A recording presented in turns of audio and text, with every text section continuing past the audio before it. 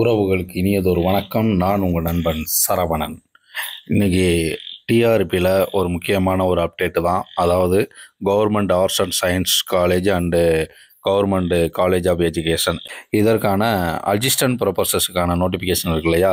இதில் வந்துட்டு சில சந்தேகங்கள் என்னென்னா, இந்த எக்ஸ்பீரியன்ஸ் சர்டிஃபிகேட்டு. ஸோ இதில் தான் பலருக்கும் பல சந்தேகங்கள் இருக்குது. இப்போ நோட்டிஃபிகேஷனில் ஒரு ஃபார்மேட்டு கொடுத்துருந்தாங்க. ஸோ அந்த ஃபார்மேட்டில் வாங்கணுமா, இல்லை பழைய ஏற்கனவே வாங்கி வச்சிருக்கிற அந்த சர்டிஃபிகேட்டே போதுமா, இப்படியான பல சந்தேகங்கள் இருக்கு இல்லையா?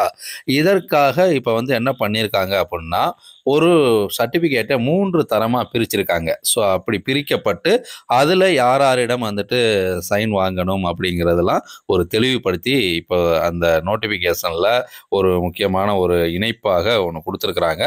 மேலும் பார்த்தீங்கன்னா, இப்போ நீங்கள் வந்துட்டு படிச்சிருப்பீங்க. இப்போ பிஹெச்டி படிச்சிருப்பீங்க, நெட்டு செட்டு முடிச்சிருப்பீங்க. ஸோ அது முடித்தா தான் இப்போ விண்ணப்பிக்கலாம்னு இருக்கு இல்லையா? இதே போல் ஒவ்வொரு காலகட்டத்திலையும் ஒவ்வொரு ரூல் இருந்திருக்கும். ஸோ அப்படியாக நீங்கள் வந்துட்டு எந்த காலகட்டத்தில் என்னென்ன ரூல் இருக்கையில் நீங்கள் படிச்சிங்களோ, அப்படி படித்து அதுக்கப்புறம் நீங்கள் சர்வீஸில் இருக்கிறீங்க அப்படின்னா, அந்த சர்வீஸுக்கு தகுந்த மாதிரியான எப்படியும் நீங்கள் எலிஜிபிள் அப்படிங்கிற தகவலும் இதில் இருக்குது. நம்ம வாங்க அதை பார்ப்போம்.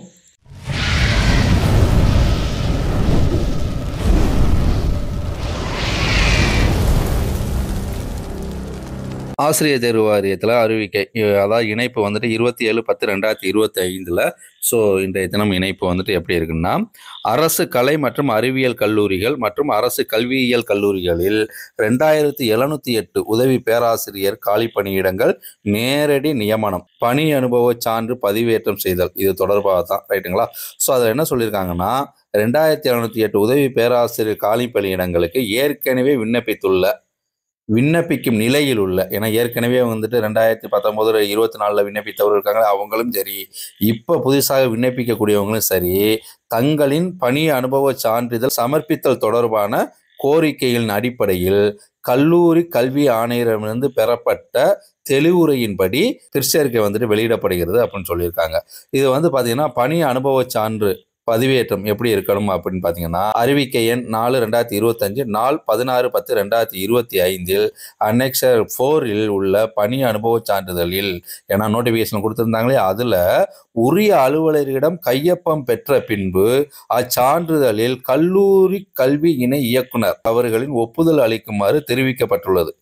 தேர்வர்களின் கோரிக்கைகளை பரிசீலித்து அவர்களின் நலன் கருதி அறிவிக்கை எண் 4/2025 நாள் 16/10/2025 ஏற்கனவே அனெக்சர் 4 கொடுக்கப்பட்டுள்ள, ஸோ அதில் யார்கிட்ட வந்துட்டு அந்த சரிபார்ப்புக்குன்னு ஒன்று இருக்கு இல்லையா, அதாவது certificate approved by joint director PND director of colleges education Chennai என்பதை நீக்கம் செய்து, இந்த உங்கள்கிட்ட சைன் வாங்கன்னு இருக்குது, அதை நீக்கம் செய்து இப்போ அனெக்சர் 4, அனெக்சர் 5, அனெக்சர் 6 அப்படின்ட்டு பணி அனுபவ சான்றிதழ் மற்றும் உரிய அறிவுரைகள் வந்துட்டு வழங்கப்பட்டுள்ளது அப்படின்னு சொல்லியிருக்காங்க. இந்த அனெக்சர் 4ல் யார்கிட்ட வந்துட்டு இந்த அனுபவ சான்றிதழ் எக்ஸ்பீரியன்ஸ் சர்டிஃபிகேட் வாங்கணும் அப்படின்னு பார்த்தீங்கன்னா, அரசு உதவி பெறும் தனியார் கலை மற்றும் அறிவியல் கல்லூரி, அடுத்து வந்து மருத்துவம், பொறியியல், கல்வியியல் கல்லூரிகளில் பணிபுரிபவர்களுக்கான பணி அனுபவ சான்றிதழ்.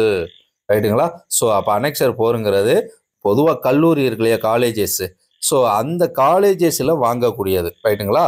அடுத்து அனெக்சர் 5 என்ன சொல்லியிருக்குன்னா, இந்திய பல்கலைக்கழகம் மற்றும் நிகர்நிலை பல்கலைக்கழகங்களில் பணிபுரிபவர்களுக்கான அனுபவ சான்றிதழ். ஸோ இது வந்துட்டு யூனிவர்சிட்டி லெவலில் பணிபுரியக்கூடியவங்க இருக்காங்க இல்லையா, அவர்கள் வாங்கக்கூடியது தான் இந்த அனெக்சர் 5ங்கிறது.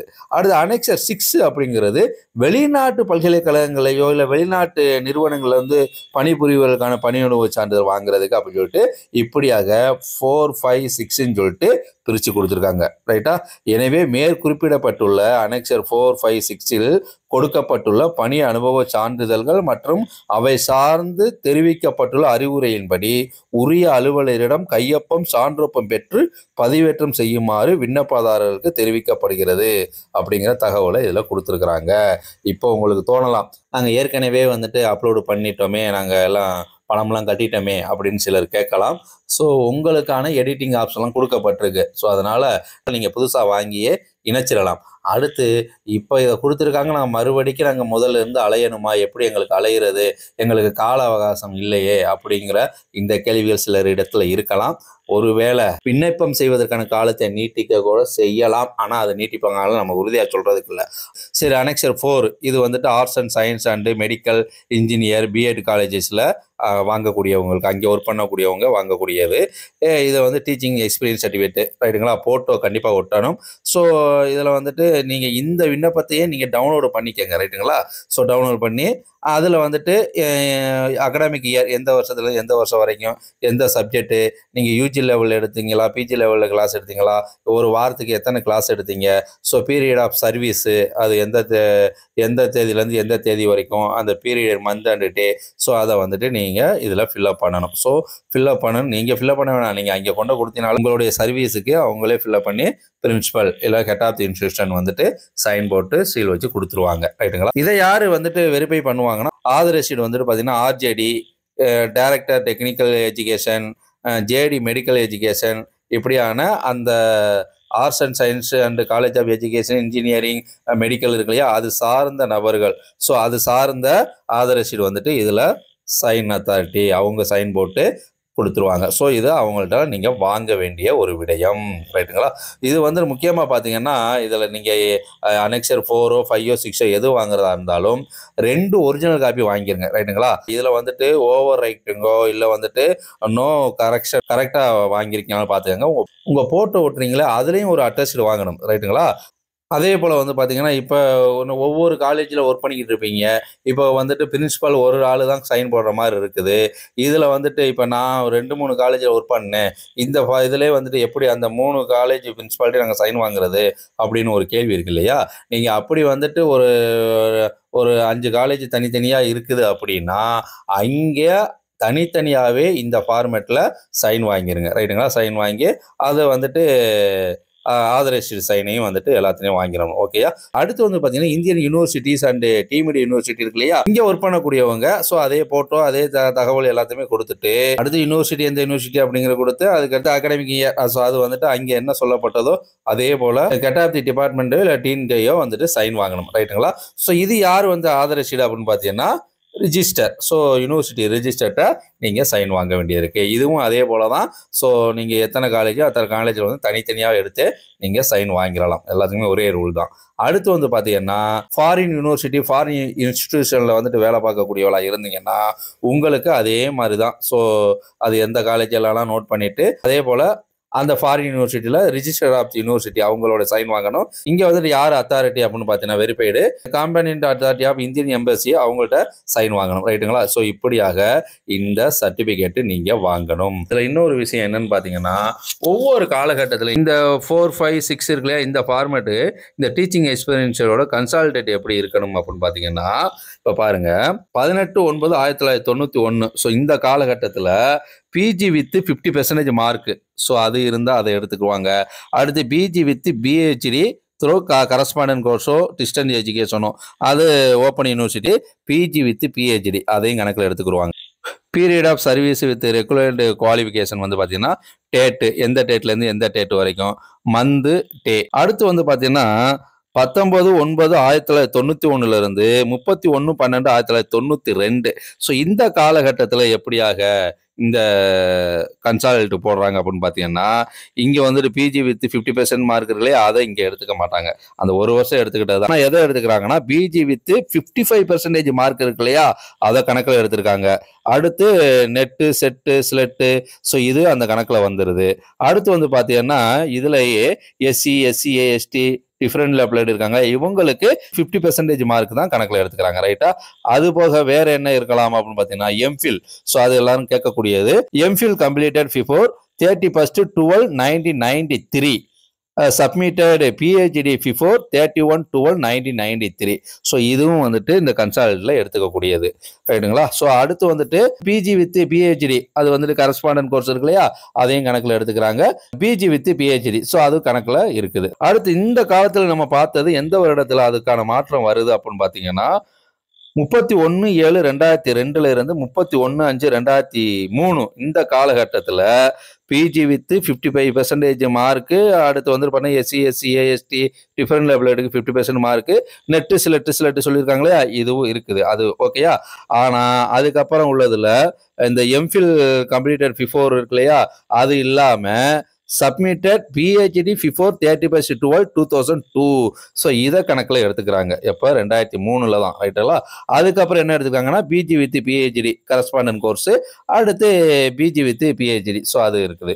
அதுக்கப்புறம் எப்போ இந்த மாற்றம் வந்து மாறுது அப்படின்னு பார்த்தீங்கன்னா 14/6/2006 இருந்து 31/5/2007 இந்த காலகட்டத்தில் கொடுத்ததுல இதே போல 55% மார்க் இருக்கு இல்லையா, அது நெட்டு சிலட்டு அந்த கணக்கு எடுத்துக்கிறாங்க. அடுத்து வந்து பார்த்தீங்கன்னா பிஜி வித் எம்ஃபில் இது கணக்கில் வருது. எப்போ இந்த பிஜி வித் எம்ஃபில் வந்துட்டு 2007 18வது காலம் இருக்கு இல்லையா கொடுத்துருக்காங்களே அதில் ரைட்டா. அதுக்கப்புறம் PG with PhD correspondent course அதுவும் எடுத்துக்கிறாங்க. அடுத்து PG with MPhil so correspondent course அதுவும் இதில் கணக்கில் வந்துடுது. பிஜி வித் பிஹெச்டி ஸோ அது வந்துடுது ரைட்டுங்களா. இது வந்துட்டு ஒரு 3 வருடத்துக்கு இந்த காலம் வருது. அதுக்கடுத்து எப்போ இதில் வந்துட்டு மாற்றம் கொண்டு வராங்கன்னா 21வது காலத்தில் இருக்கு பார்த்தீங்க இல்லையா, 3/4/2009 இருந்து 31/5/2009 இதில் வந்து பார்த்தீங்கன்னா பிஜி வித் 55% மார்க் இருக்கு இல்லையா அதுவும் வந்துடுது. அதுக்கப்புறம் அதே போல் பிஜி வித் எம்ஃபில் ஸோ அதுவும் கணக்கில் வந்துடுது. இது வந்ததுக்கு அப்புறம் அடுத்து இந்த கரஸ்பாண்டன்ட் கோர்ஸுங்கிறது இங்கே க்ளோஸ் பண்ணிட்டு அடுத்து என்ன பண்ணுறாங்கன்னா பிஜி வித் பிஹெச்டி ஸோ அதுதான் இருக்குது. கரஸ்பாண்டன்ட் கோர்ஸுங்கிறது இல்லை. இது வந்துட்டு ஒரு 2010 வரைக்கும் இதே தொடர்றாங்க. அடுத்து 2011 30/6/2010 இருந்து 31/5/2011 இதில் 55% mark with net SLET set இதை கணக்கில் எடுத்துக்கிறாங்க. அதுக்கப்புறம் இருக்கிறது என்னன்னு பார்த்தீங்கன்னா பிஜி வித் பிஹெச்டி ஸோ இதைத்தான் கணக்கில் எடுத்துக்கிறாங்க. இது வந்து பார்த்தீங்கன்னா கிட்டத்தட்ட 31 இருக்கு இல்லையா 1/6/2018 17/7/2018 இந்த காலகட்டம் வரைக்கும் இது தொடருது. அதுக்கப்புறம் இப்போ ரீசெண்டாக உள்ளது தான் பார்த்தீங்கன்னா 32வது இருக்கு பாருங்க. அதாவது 18/7/2018 இருந்து 31/5/2019 பிஜி வித் 55% மார்க்கு அதோடு சேர்த்து நெட்டு ஸ்லெட்டு செட்டு ஸோ இது கட்டாயம் அப்படிங்கிறது தான். ஸோ இது வந்துட்டு அதர்ஸ் வந்து 50% அப்படிங்கிறது இதில் பொதுவாக இருக்கக்கூடியது தான் ரைட்டா. அதுக்கடுத்து பிஜி வித் பிஹெச்டி ஸோ இதுதான் வந்துட்டு இப்போ நடைமுறையில் இருக்கக்கூடியது. 18/7/2018 இருந்து இப்போ தற்சமயம் வரைக்கும் இந்த நடைமுறை தான் இப்போ இருக்குது ரைட்டுங்களா. நீங்கள் எந்த காலகட்டத்தில் என்ன படிச்சிருக்கீங்களோ அந்த இது நீங்கள் கம்ப்ளீட் பண்ணியிருந்தால் மட்டும்தான் நீங்கள் எக்ஸ்பீரியன்ஸ் சர்டிஃபிகேட்டு அந்தந்த காலகட்டத்தில் நீங்கள் வாங்க முடியும். இப்போ நீங்கள் வாங்குறதுன்னு வச்சுக்கோங்களேன், இப்போ 2018 நீங்கள் முடித்தவராக இருக்கீங்கன்னு வச்சுக்கோங்க. இப்போ நீங்கள் என்ன இருக்கணும், உங்களுக்கு பிஜி இருக்கணும் 55% mark. So SC SC STA and different லெவலில் 50% மார்க் இருக்கும். இதோடு சேர்த்து என்ன கட்டாயம் இருக்கணும், பிஹெச்டி இருக்கணும், நெட்டோ இல்லை ஸ்லெட்டோ இதில் ஏதாவது ஒன்று இருந்தால் மட்டும்தான் நீங்கள் எலிஜிபிள். நீங்கள் சர்வீஸ் இருந்தால் மட்டும்தான் உங்களுக்கு இந்த எக்ஸ்பீரியன்ஸ் சர்டிஃபிகேட்டு கொடுப்பாங்க. இதில் வந்து நம்ம சொல்லப்பட்டது என்னென்னா இதில் என்னென்ன குவாலிஃபிகேஷன் உங்களுக்கு கொடுக்கப்பட்டிருக்கோ அந்தந்த காலகட்டத்தில் நீங்கள் என்னென்ன கம்ப்ளீட் பண்ணியிருக்கீங்களோ அதற்கு நீங்கள் எலிஜிபிளாக இருந்து அதுக்கப்புறம் நீங்கள் வந்துட்டு சர்வீஸில் இருக்கிறீங்க அப்படின்னா அதைத்தான் கணக்கில் எடுத்துப்பாங்க சரிங்களா. ஸோ இந்த தகவல் உங்களுக்கு கண்டிப்பாக பயனுள்ளதாக இருக்கும்னு நான் நினைக்கிறேன். ஸோ மேலும் பதிவுகளுக்கு நம்ம சேனலை தொடர்ந்து ஃபாலோ பண்ணுங்கள். மீண்டும் ஒரு நல்லதொரு வாய்ப்பில் சந்திப்போம். நன்றி, வணக்கம்.